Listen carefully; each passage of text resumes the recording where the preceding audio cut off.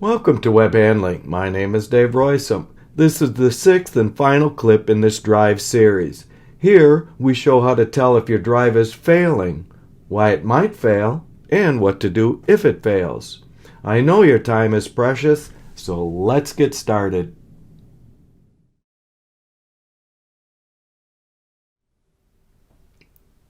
You can judge drive performance using several economic criteria. The drive must hold steady tensions to reduce web handling troubles such as poor path control, web breaks, wrinkling, winding defects, and more.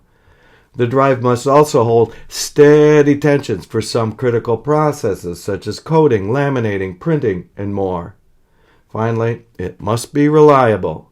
That is, good uptime, the availability of qualified expert service people, and the availability of spare parts.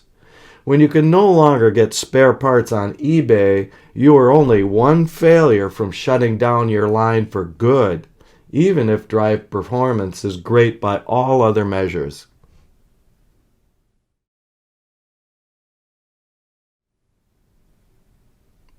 So we see that steady web tension is essential for trouble-free web handling and trouble-free web processing. But what does steady mean? How do we quantify it?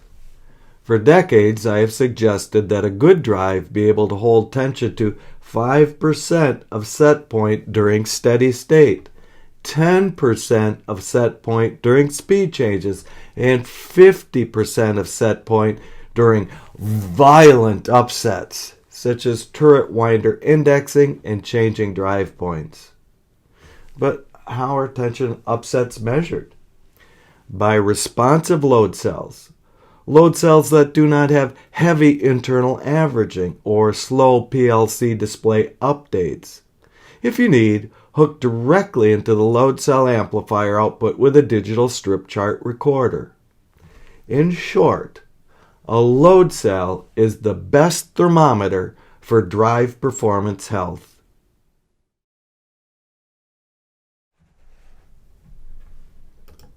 There are other indicators of steady tension, but they do require some expertise to evaluate. For example, a steady dancer could indicate steady tension, or a dancer that is bound up with friction. In our Web 101 class, we showed how to measure dancer and nip friction to evaluate machine quality. However, if the dancer bottoms out or strokes out, that is a tension breakdown condition. A few older drives have ammeters. During the acceleration, the ammeters should move synchronously and smoothly. During acceleration, the web's edge should not move. You can do this test on many rewinders by putting a speed change in the middle of the winding cycle. There should be no mark on the end of the roll where that event occurred. Finally, the acceleration must be one quick ramp to top speed. If the operator needs to nurse the speed up in steps, time to investigate. If the drive people have slowed down the acceleration to tame the drive oscillation, and that slow rate is causing productivity hits, then it is time to investigate.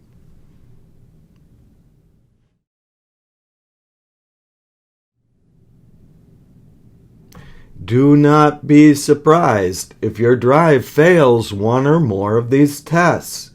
Even a brand new drive is at risk of failure. The reason is seldom due to hardware and seldom due to software.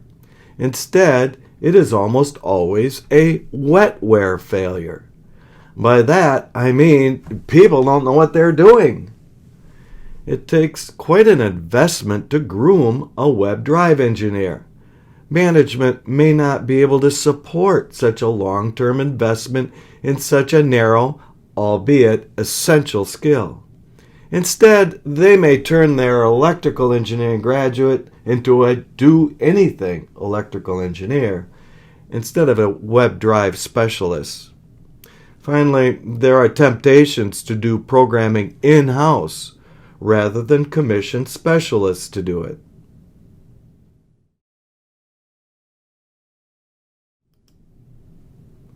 So, the bottom line is that most drive problems are, like most any other problem, a people problem. So you could, and I sometimes do, give tests to the supposed drive person to see if they are really qualified to work on what is almost certainly the most challenging control task in their plant, web drives. However, many of these test questions require a fair bit of drive tech knowledge to give and grade. Instead, I offer a simple test. That is, drives should be started up in the field in a few hours per motor, and only one visit should be required. And the tension should be steady from then on for a decade or more.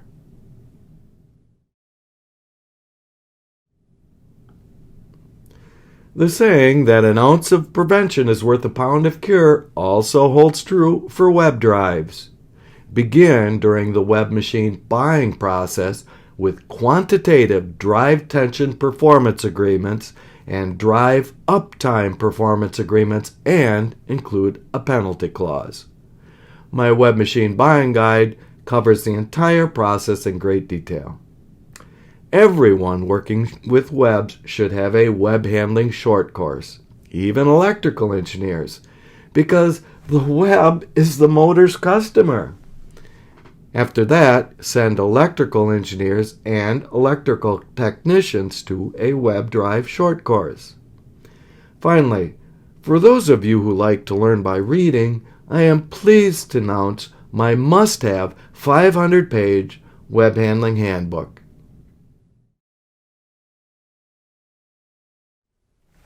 Thank you so very much for watching this module in my Plant Practical series. If you find anything interesting or useful, please like and share and subscribe. It is support from viewers like you that gives me the energy to do this weekly show. If you have any questions or topics you would like to hear about, please email me. See you next time.